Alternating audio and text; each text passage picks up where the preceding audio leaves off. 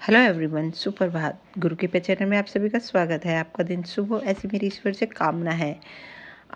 आज का हमारा टॉपिक है राम का वन गमन। जी हाँ, ये पार्ट 2 है। पार्ट 1 कल था और ये पार्ट 2 आज है।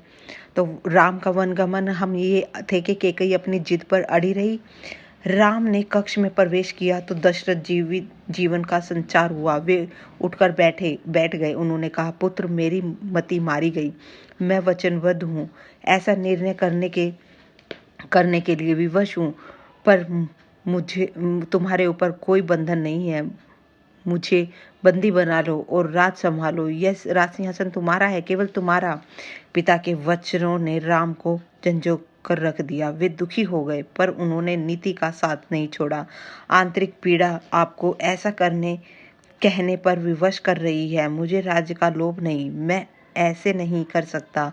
आप हमें आशीर्वाद देकर विदा करें। विदाई का दुख सहन करना कठिन है, इसे और न बढ़ाएं।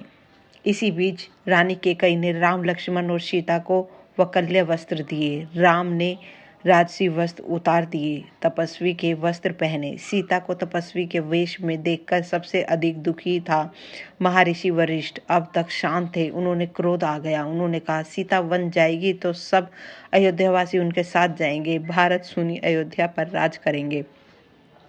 यहाँ कोई नहीं रहेगा, पशु पक्षी भी नहीं।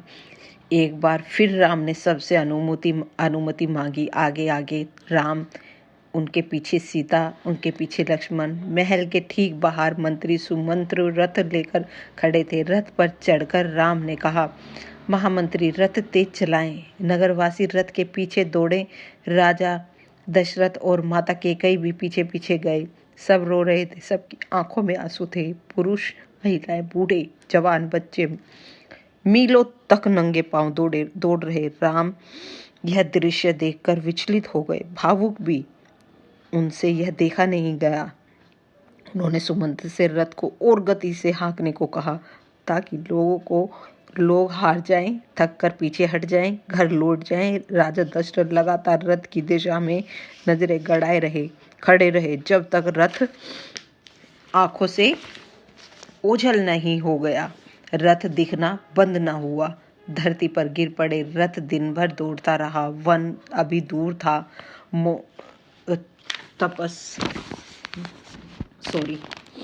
तमसा नदी के निकट पर पहुंचते पहुंचते शाम हो गई। वनवासी ने रात वहीं बिताई। अगली सुबह वे दक्षिण दिशा की ओर चले। हरे भरे खेतों के बीच से गोमती नदी पाकर राम, सीता और लक्ष्मण सई नदी के तट पर पहुंचे। महाराज दशरथ के राज की सीमा वहीं समाप्त होती थी। राम ने मुड़कर अपनी जन्मभूमि को देखा, उसे प्रणाम किया, कहा, हे जननी, अब 14 वर्ष बाद ही तुम्हारे दर्शन कर सकूंगा। शाम होते होते वे गंगा के किनारे पहुंच गए। ऋग्वेदपुर गांव में निषाद राज गुहू ने उनका स्वागत किया। राम ने रात वहीं विश्राम किया। गुहू राज के अतिथि के रूप में वन क्षेत्र आ गया था।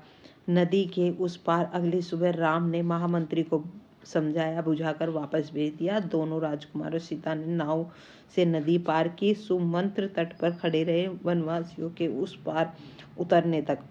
उसके बाद वे अयोध्या लौट गए। सुमंत्र का खाली रथ अयोध्या पहुंचा तो लोगों ने उसे घेर लिया। वे राम के बारे में जानना चाहते थे। सुमंत्र बिना कुछ बोले सीधे राजभवन गए। राजा दशरथ कौशल्य भवन में थे, बेचैन सुमंत्र की प्रतीक्षा में। उन्होंने कहा, महामंत्री, राम कहाँ है? सीता कैसी है? लक्ष्मण, क्या समाचार है? वे कहाँ रहते हैं? क्या खाते हैं? सुमंत्र की आंखों में आंसू थे। उन्होंने एक एक कर महाराज के सभी प्रश्नों का उत्तर दिया। सुमंत्र को पता था कि दशरथ को इन उत्तरों से संतोष नहीं होगा। महाराज की बेचैनी बनी रही, बढ़ती गई। वन गमन के 6ठे दिन दशरथ ने प्राण त्याग दिए। राम का वियोग उसे सहा नहीं गया। दूसरे दिन महर्षि वशिष्ठ ने महामंत्री परिषद से चर्चा की, सबकी राय की कि राजगद्दी खाली नहीं रखनी चाहिए। तय हुआ कि भरत को तत्काल अयोध्या बुलाया जाए। घुड़सवार दूत रवाना किए गए, इस निर्देश के साथ कि उन्हें अयोध्या की घटनाओं के संबंध में मौन रहना है। तो अब मैं आपसे आज्ञा लेती हूँ। खुश रहो, स्वस्थ रहो। अगर मेरे ये जानकारी अच्छी लगी हो तो मेरे चैनल को ज़रूर सब्सक्राइब कीजिएगा और कमेंट में ज़रूर बताइएगा, मैं ऐसी जानकारी और दूंगी। धन्यवाद।